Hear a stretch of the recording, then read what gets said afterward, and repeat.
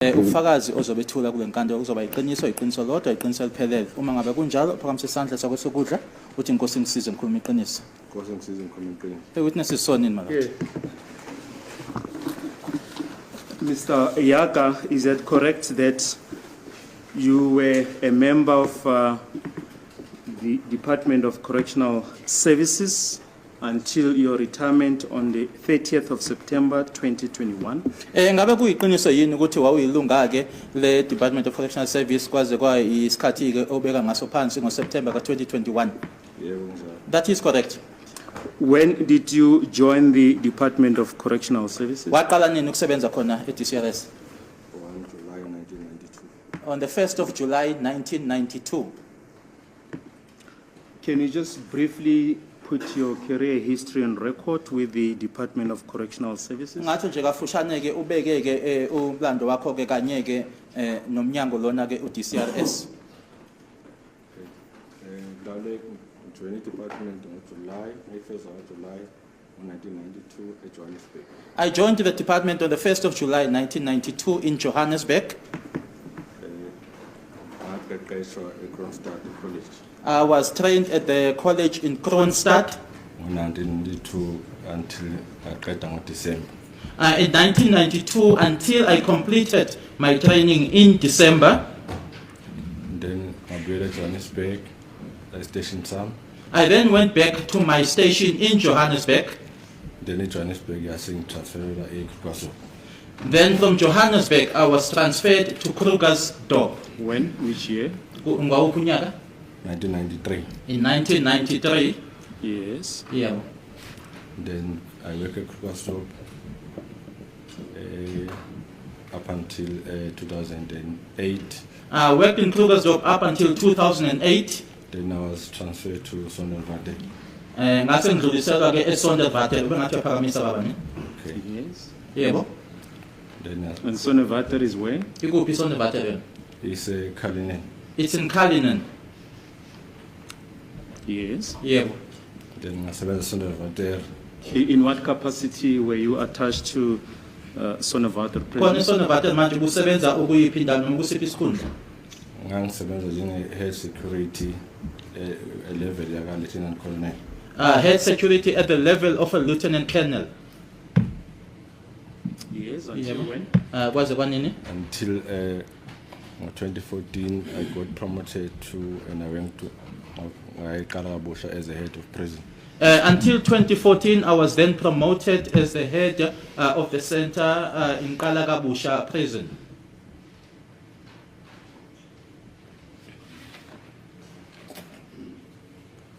Yes. From when until when were you attached to Kalagabusha prison? Uqale nini kwaze kwayofika nini eKalagabusha?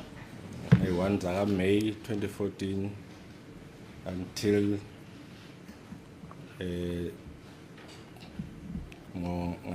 transfer eNcome. Sorry. From the 1st of May 2014 until I was transferred to Ngome. Yebo. eNcome that's where I ngathatha khona umhlalaphansi. And then in Ngome, that is where I took my I went on retirement. But you were head of Kalagabusha Correctional Center from 1 May 2014 until when? Kuqale nge-1 May 2014 uyi-head of the center eKalagabusha kwaze kwayofika nini? Until June when I was transferred to eNcome. June walowo nyaka lowo 2014. 2021. Okay, until June of 2021 when I was transferred to Ngome. And what type of offenders does Kalagabusha facility house? iKalagabusha ke ingaba igcina noma ithatha iziboshwa ezinjani? iKalagabusha ithatha iboshwa engama-category ahlukene ezigwetshiwe nezingagwetshiwe. Kalagabusha houses inmates of different categories, the ones that are sentenced and the ones that are not yet sentenced. And by virtue of you being the head of the correctional facility at Kalagabusha, do you have access to the records of the inmates there? Nanje ngoba kwakuwena ke kwakuyihead ke khona eqala kabusha ingaba wawunama record yini ama inmates khona lapho noma iziboshwa? Yebo kunjalo, njengomphathi kufuneka wazi ukuthi iboshwa ezingaphakathi zonke zinawo ama-warranty and aqondile, akukho iphutha ese-warranty. Yes, as the head of the center, you need to know records of the inmates that are kept there, whether they do have warrants, and is it warrants that are legit and that there's nothing wrong or faulty about them. On the 19th of August 2020, were you on duty? Ngay 19 August 2020, ngabe wasemsebenzini yini? Yebo ngisemsebenzini. Yes, I was. Is it correct that it was at the facility that you were heading at Kalagabusha Correctional Center? Kwakuseqala kabusha. Yebo kunjalo. Yes, that's correct. Can you tell the court in your own words what transpired on the day? Ungatshela ke inkantolo wena ke ngokwakho ukuthi kwenzekani ngalelo langa lelo? Ngalelo langa ngaqala nje usuku kahle ngenza konke umsebenzi ofuna ngaze ngehead of prison. On that day, I started the day well and I did all the duties that I was supposed to do as the head of the prison. Yebo.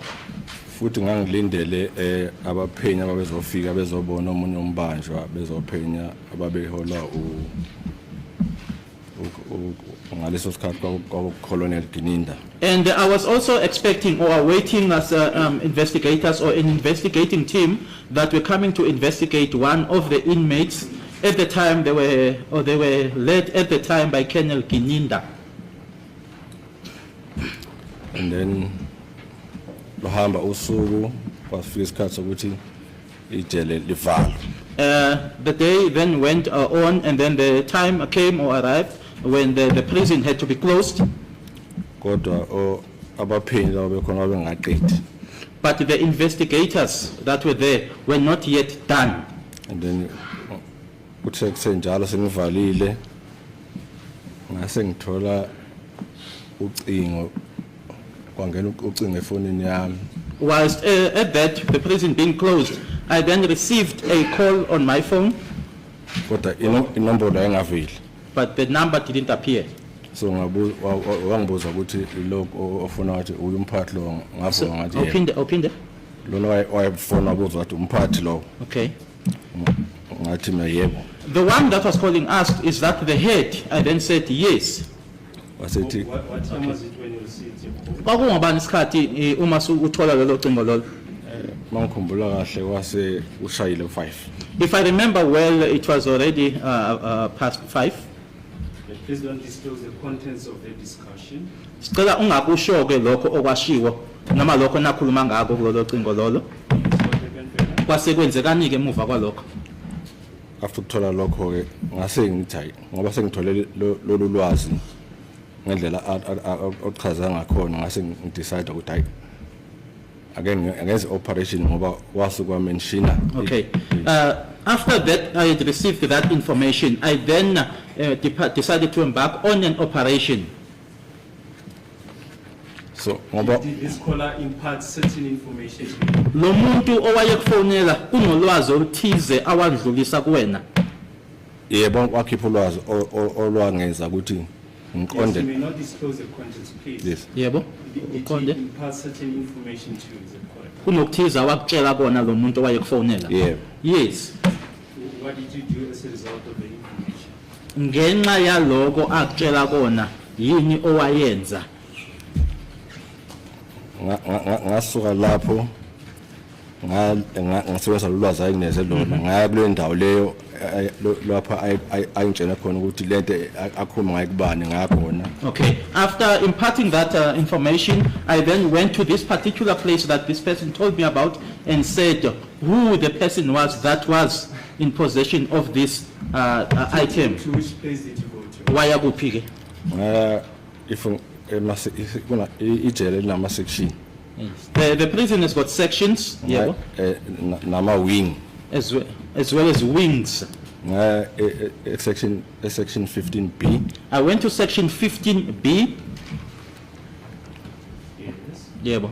Angena uma beke ungena okulandela umthetho umboshwa noboshwa ongena eqala kabusha lapha ufakwa kwi-register. If now you follow, in other words, the law or the rules, in each and every inmate that gets housed or that comes to Kalakabusha, gets entered into a register. Yebo. Lapha ukuthi uzohlala kuyiphi indlu. That then indicates where the person is going to be housed.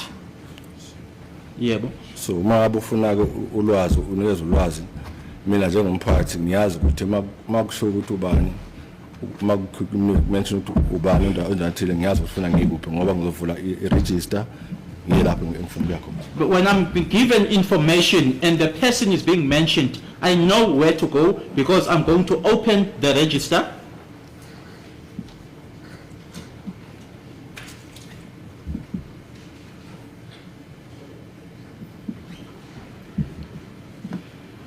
Yebo. And then bese ngivula lapho engavula khona ngathola okungakutholayo. I then opened, and where I opened, I then got that which I then received that which I found there. Mr. Yaka, you went to section 15B. Just tell us step by step what happened when you got there. Uhambile ke waya khona section 15B. Awusitsheleke ngokulandelelana ukuthi kwenzekani uma usufika khona lapho. Ngokulandelana. Ngoba nganginegama engangilazi. Because I had a name which I knew, Ngavula i-register. I opened the register.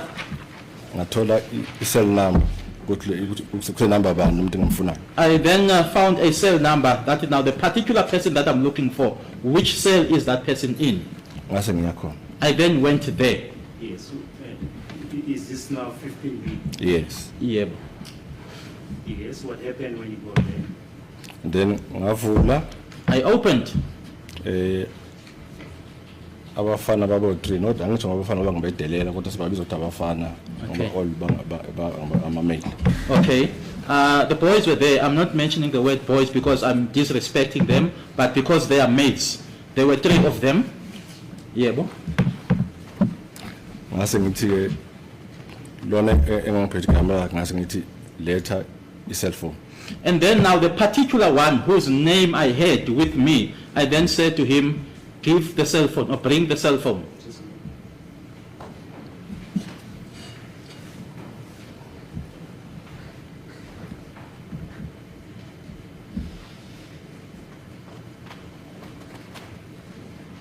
And who's this person that you're talking to? Ubani lo owakhuluma naye? Ulwazi angiphethe igama likaFiso kuhle Ntuli. The information that I had the name of Fisokuhle Ntuli. This person that you're talking to, who is he? Lo muntu owakhuluma naye ubani? Igama lakhe Yes. His name. uFiso kuhle Ntuli. It's Fisokuhle Ntuli.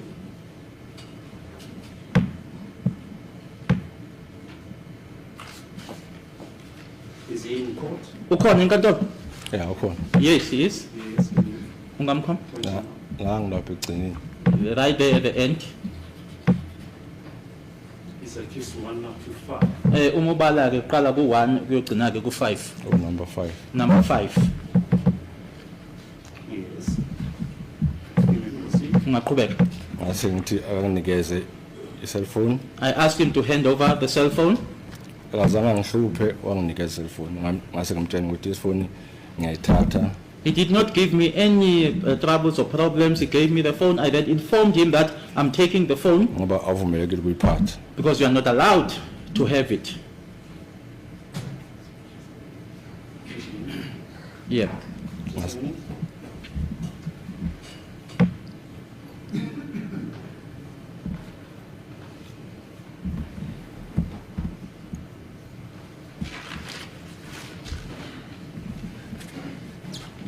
Where was this phone? Yayikuphi nendawo le phone le? Yayi lapha angithi basebelele sembhedeni. They were laying on their beds. Wayikhipha lapha embhedeni lapha ayile khona wanginikeza. He removed it from the bed where he was laying and gave it to me. Where exactly? Kuphi nendawo? Mamtele mayikhipha ngapha esayidini emnikeza ngapha eceleni kwakhe. Okay, as the person was lying, it was now on the side of him as he was lying on the bed.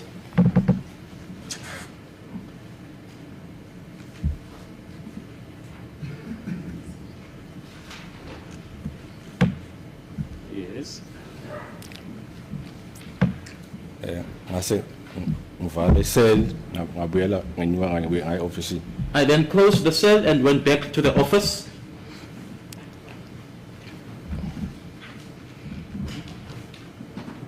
Yes. Ngase ngiba nengxoxo ke nomphathi ukuthi le ndaba yale cellphone ayingihlali kahle ngoba angazi ukuthi bekukhulunywane. All right.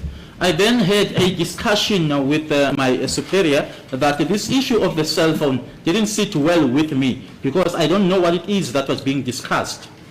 Ngoba kwakhona abantu ababezophenya lapha ngase ngithi mhlambe ukuze ufuna ngathi ufuna nginikeza wona ukuze mhlambe mabe kukhona abakutholayo ongaba mhlambe kusifake mhlambe ukuthi mhlambe iziboshwa zibaleke mabe kuthola basinikeze ukuze nami ngiqinise kakhulu ezokuphepha ngaphakathi.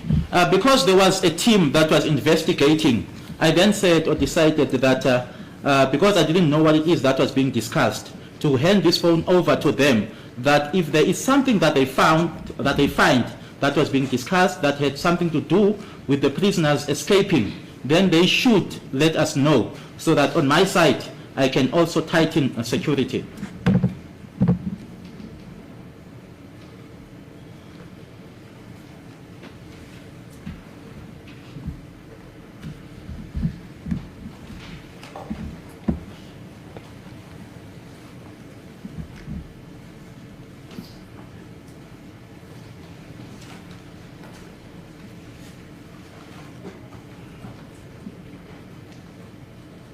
Yes. Yebo.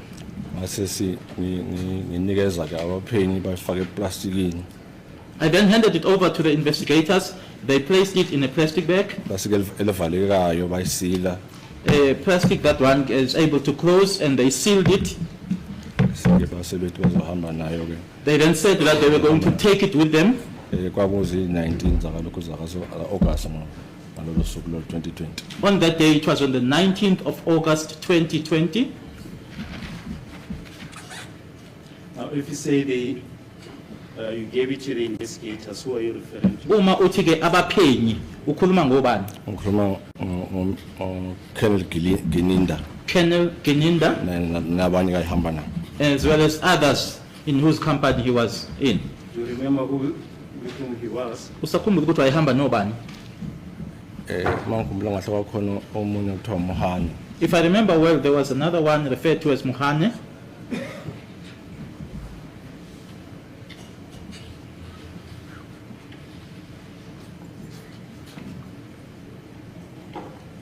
And what type of phone was this? Kwakuwuhlobo luphi lwefoni? Imnyama ibhalwe ukuthi Stylo. It was black, and on it was written Stylo.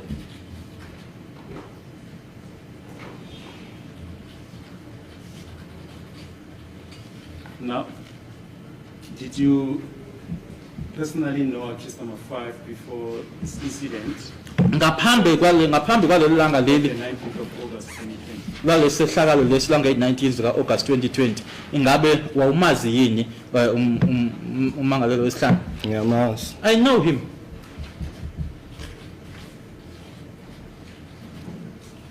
Have you had any interactions with him there at prison?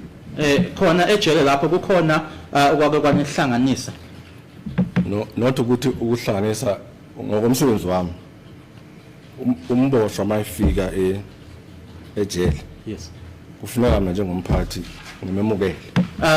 According to now my duties as the head of the prison, when an inmate comes into the prison, I need to welcome that inmate. Ngimchazele ukuthi la kusetshenzwa kanjani usuku lokuvakasha kulunini. I should tell that person how things are done here. When is it a day for the visit? Isikhalo kusetshenziswa kanjani mawufuna ukubona umphathi. And when you want to see maybe a complaint, or when you want to see the head, how do you go about? Yebo. Then bese ke ngiba addressa bese kuthi ke engifuna ukumbona ngesizathu sami njengomphathi engifuna ukumbona one on one ngimbize ngihlala naye phansi ngimbuze ufuna ukumbuza khona. Yes. I will then address them, but if there is an inmate that I as the head would like to see one-on-one, I would then call that person, sit down with that person. Okunomboshwa ufuna ukungibona yena in person naye nginikeza ithuba ukuthi sihlale naye phansi. Or if an inmate wants to see me in person, I would then give that inmate a chance, we sit down. Lokho ngenza ukuthi ababoshwa abaningi thola ukuthi ngazi amagama abo naye ukuthi uma kukhulunywa ngobani ngisuke ngazi ukuthi ubani nomuntu ukuphi. That then makes it now for me or makes it for me to know their names. So when a name is mentioned, I know who they are talking about and where that person is housed. And what was now the position regarding case number 5 on the day? Manje ke ngalelo langa lelo ke isimo sasithini ke mayelana naye ke ummangalelwa wesihlanu ngalelo langa lelo. No, akukho kwakukhona ngalolu suku ongabe mhlambe kubaleke kodwa nje wayekhona njengomuntu oboshwe ngaphakathi ekhona njengezinye iboshwe. There was nothing particular on that day, but he was there, someone who was housed there, just like the other prisoners. Yes, but you mentioned that it makes you to know their names and where they are housed. That's given the fact that you interact with them. But have you interacted with accused number 5 before? Ushilo ke wathi ke Position. kwenza ukuthi uma ngabe kubizwe igama wazi ukuthi kukhulunywa ngobani nokuthi leyo muntu loyo ukuyiphi indawo. Manje engifuna ukwazi ukuthi ngaphambi kwalelo langa lelanga i-19 ka-August 2020 usuke yini wahlangana naye noma kwakhona ukuhlanganisa naye ngaphambi kwe-19. Kukhona ngithi uma ngabe ecela ukungibona wangangamnikeza ithuba zongibona uma ngabe ngivisithe unit yakhe uma efuna ukungibona ngimbona ukuze mabe ekhipha isikhalo mhlawumbe mayefuna ukuthi mhlawumbe ufuna ukuthi kunento engamphathanga kahle ecela ukungibona ngihlale naye phansi ngimtshene ukuthi hayi kusetshenzwa kanje. Yes, when he would request to see me, I would sit down with him. When I would visit his unit and he would then have a complaint, I would then sit down with him and tell him that this is how, there is something that he's not happy about. I would then sit down with him and tell him this is how things are done.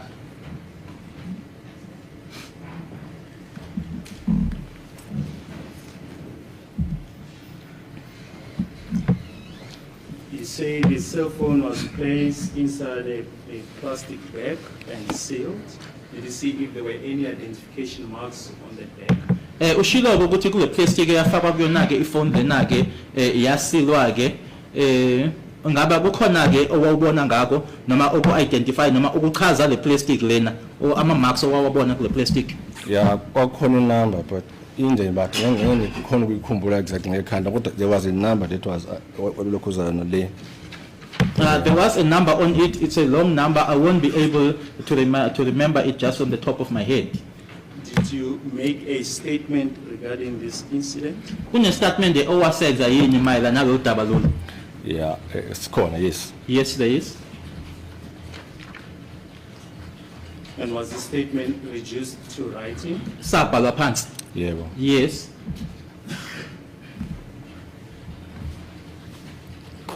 And did you read the statement after it was reduced to writing? Nga emuva kokuthi sesibhaliwe ke ingaba wasifunda yini? Yes, ngasifunda Yes. ngasayini. Yes, I read it and I signed it. Did you mention the identification mark of the plastic bag in your statement? Kusona istatement lesi nanjengoba uqeda ukushoka ukuthi kwakune number eyayikhona ke lapho wayichaza yini ku statement sakho leyo number leyo? Yeah, uma ngikhumbula kahle ngayibhala statement ngisami le number le. Cabanga ukuthi statement sami ikhona ibhaliwe igcwele kanjani. If I remember well, I think that number in its fullness, I wrote it down in my statement. You want to refresh your memory from the statement? Ungathanda ukuyikhumbuza ngaso istatement sakho? Ukubona le number. Yeah. To see the number, yes. Is this your statement? Isona lesi? Yebo is. Yes, it is. Yes. What can you place the identification mark on? Ungayisho ke, ungayichaza. Number if ungayifunda ithi P2 It's P2B 000 258 286. Iyona ke number leyo, it's P2B 000 258 286.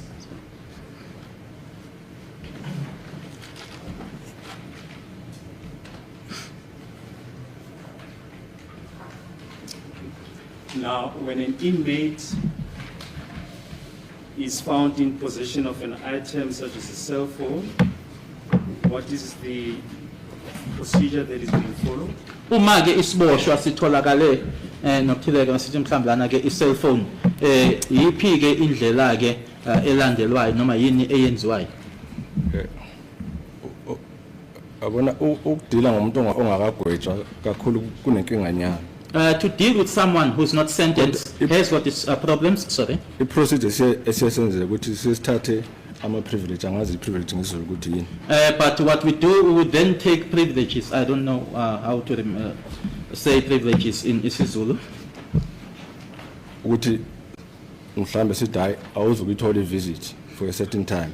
We would then say, for a certain time, you won't have visits. Yebo. Kodwa ke njengoba abantu bengakagwetshwa thothi abaphuma bangena kweza ukuthi angasingakholi kusimcontene kahle ahlala thu. Because they go in, they come out, they go in and they come out. Now we are unable to control to contain this person.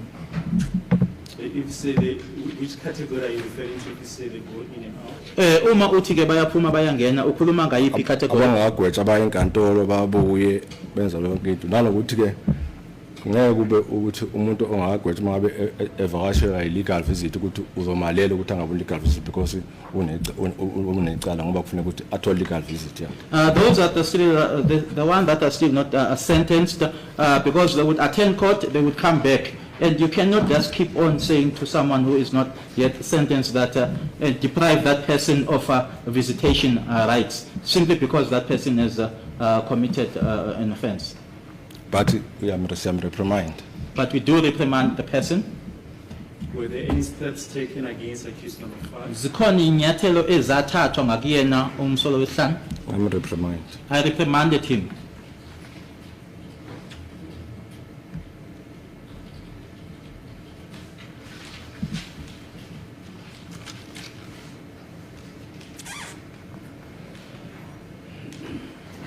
Thank you, Madam. Yes.